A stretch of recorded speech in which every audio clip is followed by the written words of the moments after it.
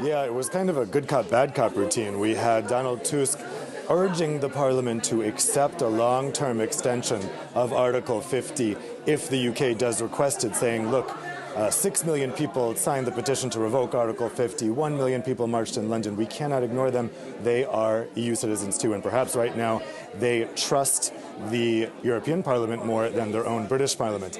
Then we had Michel Barnier, the EU's chief negotiator, taking a tougher line, but also interestingly, he was trying to reassure people about the Ireland border, saying in the event of no deal Brexit, which seems increasingly likely, the EU would take safeguards to try to move border infrastructure away from the actual border and a little inland.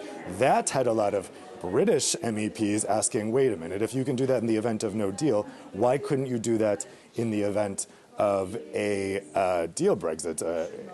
It's a little perplexing for people. We had Nigel Farage making a fiery rebuttal to Donald Tusk, saying essentially, you are asking the European Parliament to approve a long-term extension. I'm asking the European Parliament to not approve that long-term extension. He asked the Parliament, look, we want Brexit, please let us Brexit. The Parliament itself is kind of divided on this.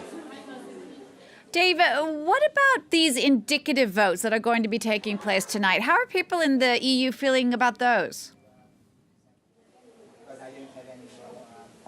I wouldn't say it's a mood of optimism. People are kind of skeptical, I would say, in Brussels and down in Strasbourg about whether or not those indicative votes are actually going to provide clarity. Everyone is noting that the government is not obliged to respond to those indicative votes in any particular way. So there is some optimism here that maybe this could deliver a change in the situation, but not much. I think people are just pretty frustrated about the situation, and they're not necessarily feeling like there's going to be a lot of clarity by the end of today.